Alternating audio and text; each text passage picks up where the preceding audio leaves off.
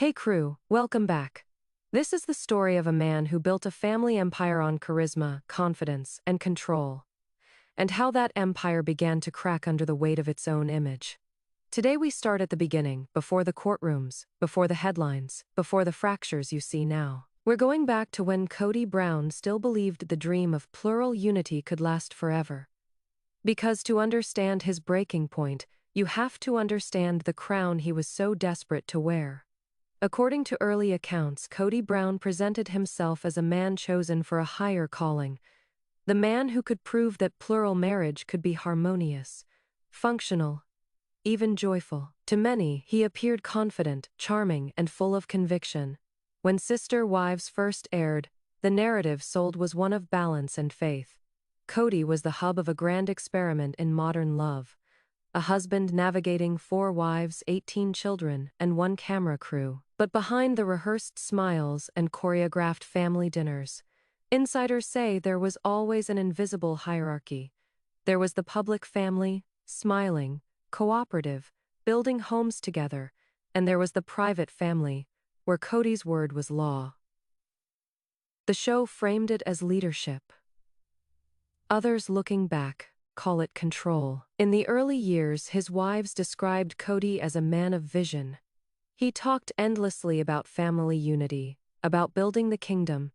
To hear him speak was to hear a man convinced of destiny. But the same quality that drew people to him also demanded submission. When he spoke of leadership, it wasn't the gentle kind. It was a crown of his own making, self-appointed, self-justified, and eventually self-destructive. Insiders recall that Cody often compared himself to a general guiding an army through chaos. Every decision was for the greater good. Every disagreement he framed as disobedience. It worked in the early days because the wives still believed the vision. Mary was the first, his original anchor, the foundation. Then Janelle, pragmatic and steady, joined.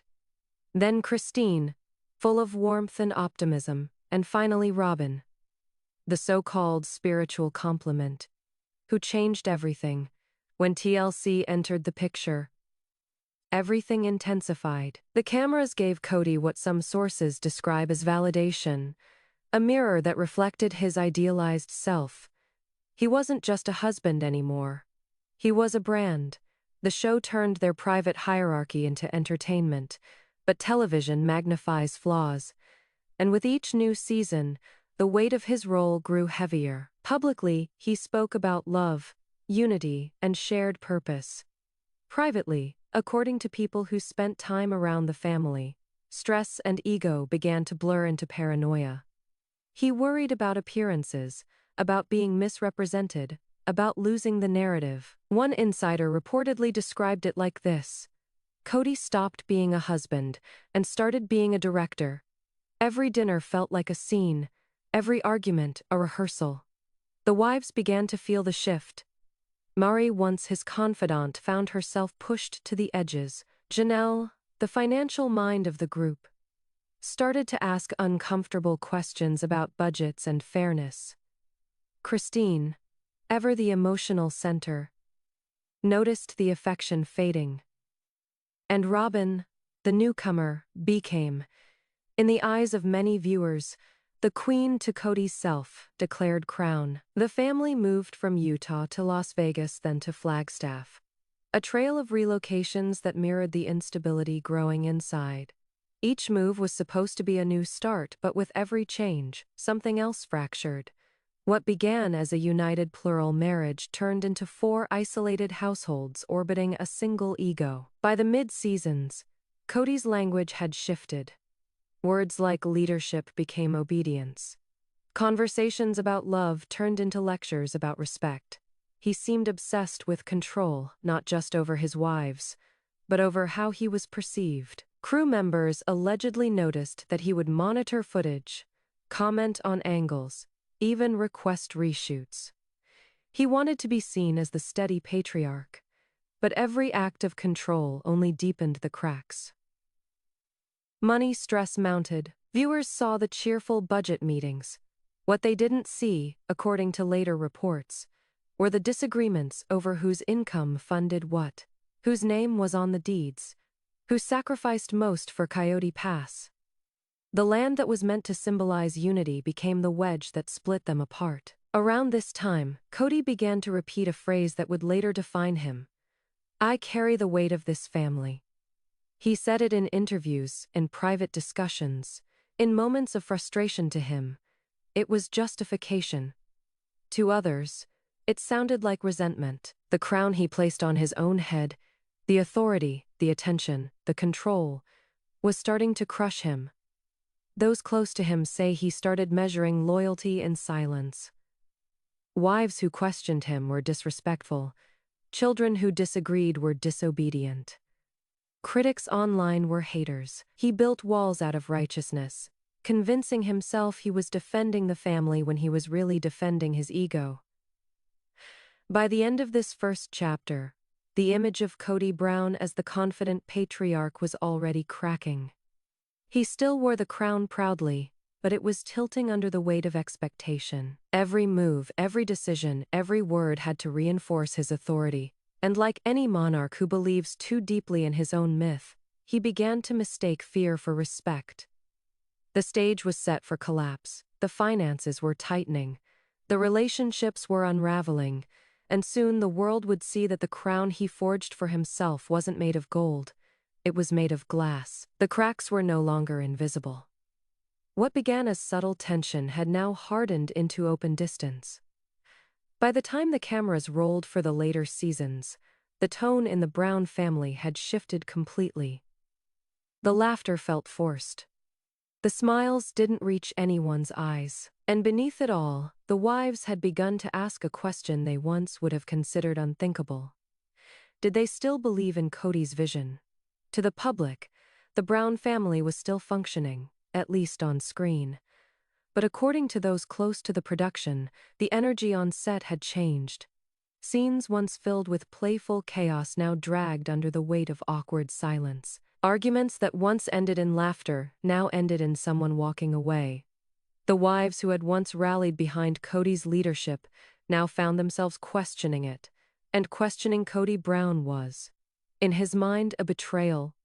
Sources say the first real fracture appeared quietly, in small disagreements about time, who Cody visited, how often, and why. Each wife had always accepted that plural marriage meant sharing. But sharing only works when everyone believes in the same structure. When one wife becomes the priority, the balance collapses, and in the Brown family, that balance was gone. Robin had become the sun around which everyone else revolved, and the others were left in shadow. Mary noticed it first. The emotional distance that once felt like a passing phase became a permanent void. The woman who had once been his partner in everything now felt like a relic of his past. Their relationship turned into formality, smiles for the cameras, polite nods in public. But in private, nothing. Janelle saw it too, but for her, it wasn't about affection, it was about fairness. She began to look at the numbers, the property titles, the bank accounts. How much went into the shared pot? And how much came out of it? She wasn't asking out of greed. She was asking for transparency. But in Cody's eyes, every question about money was an attack on his leadership. His response wasn't explanation. It was deflection. He called it a lack of faith in the family. She called it math. Christine, though, was the first to say it out loud. The warmth that once held the wives together had started to fade into resentment. She had given everything years of childcare, emotional labor, loyalty, and she was left with indifference.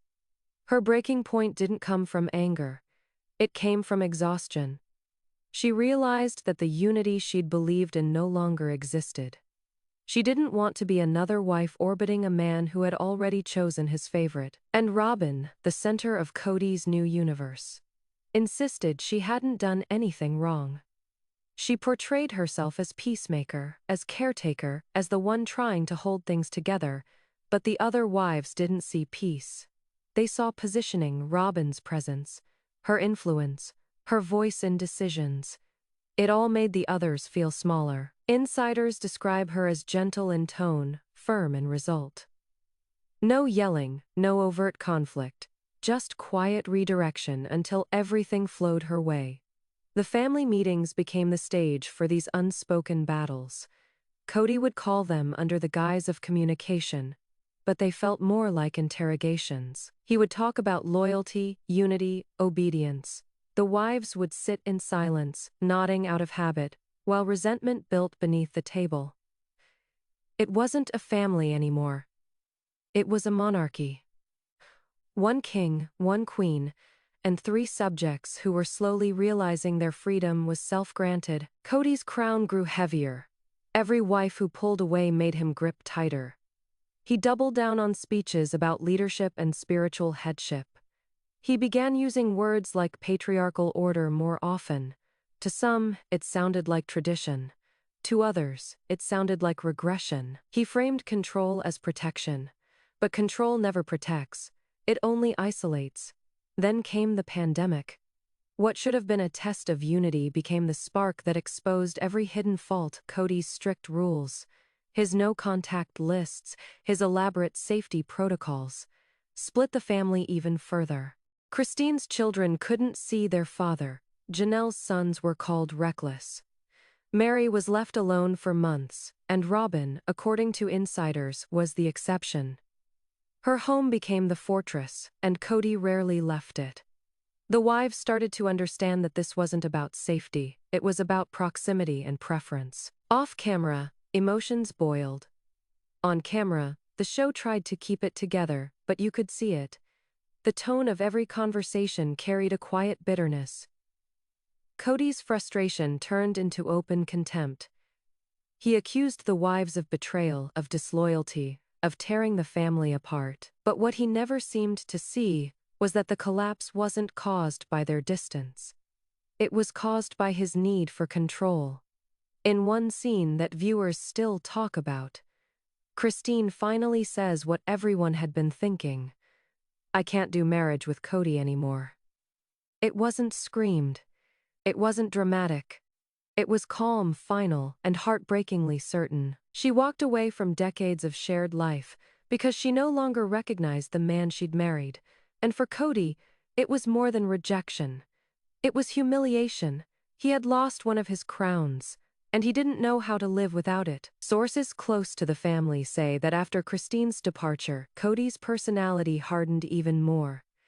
He became angrier, more defensive, more determined to prove he was still in control. But his words betrayed him. In interviews, he spoke of loyalty and betrayal, of wives who disrespected the marriage. He rarely spoke of love. To many, it sounded like a man fighting to protect an empire that no longer existed. Janelle was next to distance herself.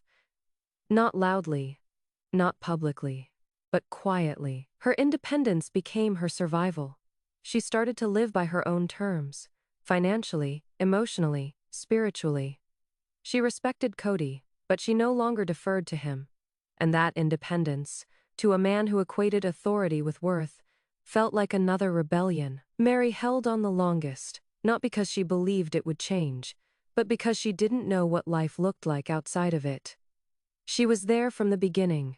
She helped build the brand, the image, the story. To walk away would mean acknowledging that everything she fought for had crumbled. But even Mary reached a breaking point. Every unanswered call, every dismissed conversation, every ignored gesture became proof that she was no longer part of the story. She was a footnote in his empire. By the time the dust settled, Cody Brown was standing alone in a house full of ghosts. The wives had gone their separate ways, but the cameras kept rolling, documenting the slow unraveling of the man who once called himself a leader. His interviews grew more erratic. He shifted between anger and self-pity, from blame to denial. He spoke about betrayal but never accountability. He wore his crown tighter, even as it weighed him down. The audience saw it. The tone of fan discussion changed. What was once curiosity turned into sympathy for the women, and frustration toward the man who couldn't see his own reflection. The internet dissected every quote, every look, every silence. Memes, debates, theories, they all pointed to one truth. The patriarch had become his own downfall. Those who knew him say that Cody always needed to be the hero of the story. In his mind, he was the misunderstood visionary, the man carrying the burden of too many hearts. But leadership without humility becomes tyranny, and love without empathy becomes control. He couldn't see that the very thing he called strength was driving everyone away. After Christine left and Janelle followed, insiders say Cody's world became smaller, not just in family but in purpose. His routines revolved around defending himself. Online, on camera, in private conversations, he built walls so high that no one could reach him, and inside those walls, he convinced himself he was still the victim. But even within isolation, there were glimpses of self-awareness. Small cracks in the armor. Moments where he'd admit, almost whispering, that maybe he'd been too hard, too rigid, too proud. Those moments never lasted long, but they were there. The flicker of the man who once dreamed of unity before he became obsessed with control. And that's the tragedy of it. Cody Brown didn't start out as a villain. He started out as a believer. He wanted to prove that love could be multiplied without being diluted. That family could grow without breaking. But somewhere along the way, he confused leadership with ownership, and faith with ego. And once that happened, the dream he built became the prison he couldn't escape. By the time Christine, Janelle, and Mary each walked away, the story wasn't about plural marriage anymore. It was about power, who held it, who gave it up, and who was crushed beneath it. Robin remained, not as part of a plural family, but as the last witness to its fall, and Cody, still wearing his crown, still talking about betrayal, still clinging to a title that had lost its meaning, was left to face what every fallen leader eventually must. The realization that power without people is just loneliness, he once said. I carry the weight of this family, but now, there was no family left to carry. Only the crown, the cameras, and the echo of a legacy that used to mean something. And somewhere deep inside, maybe even he knew, that was the heaviest burden of all. When a kingdom collapses, the ruins don't just vanish. They echo. That's what happened after the Brown family finally split. The cameras might have captured the tears, the tension, the last family meetings. But what happened when the lights went off was something deeper. The dream that had been broadcast for more than a decade had become a courtroom drama, a financial maze, and a test of reputation that even Cody himself couldn't control. After Christine's exit, the family's brand started to feel fragile. TLC kept filming, of course. But insiders said the energy had changed. What used to be a family dynamic had turned into a documentary of disintegration. The audience wasn't watching a marriage anymore. They were watching a man lose everything he thought defined him. And what he lost wasn't just love. It was structure, identity, and control. The whispers started small. Talk of missing money, of land disputes, of contracts that never quite matched what the wives expected. Those whispers became headlines. By the time Christine and Janelle were both gone, lawyers were involved. The Coyote Pass dream, the land that was supposed to unite the family, had become a battlefield. Paperwork surfaced. Names on deeds, percentages of ownership, promises made on camera that didn't match the reality behind closed doors. Sources close to the situation said that the wives were stunned to discover how differently things were structured. What they thought was shared wasn't. What they thought was family was business. And at the center of it all was Cody and Robin, managing a set of accounts that the others didn't fully understand. It wasn't necessarily criminal, but it was confusing, and that confusion became fuel for resentment. Christine reportedly told friends that she felt betrayed twice, once emotionally, once financially. For years, she had trusted that every dollar she contributed went toward the family's collective dream. But after leaving, she began to see how blurred those lines really were. Janelle, with her pragmatic streak, wanted numbers. She wanted receipts, ownership, details, clarity. But clarity was the one thing no one seemed to have. It said that Cody saw all of this as an attack, not an inquiry in his mind. He was the head of the family, and questioning him meant questioning his honor. When Janelle asked for documentation, he reportedly responded with frustration, calling it disrespect. And in those moments, the man who once preached unity seemed to forget that unity requires transparency. Meanwhile, Robin stood by his side, unwavering. To outsiders, she looked calm, supportive, devoted. But to the other wives, that loyalty felt like complicity. She spoke softly, but her influence was loud. When decisions were made, she was always in the room. When explanations were demanded, she was always the filter. And the more she defended Cody, the more the others saw her as the architect of the wall that separated them all. As the disputes grew, so did the public speculation. Fans online became investigators, dissecting property maps, replaying episodes for hidden clues, calculating who paid what. It became a digital courtroom, with Cody and Robin on one side and the rest of the family on the other. Every comment, every post, every interview turned into evidence in the court of public opinion. The financial strain was only part of the story. Emotionally, Cody was unraveling. In interviews, he seemed erratic, sometimes angry, sometimes heartbroken, always defensive. He talked about betrayal, about disloyalty, about being the victim of a family that no longer respected him.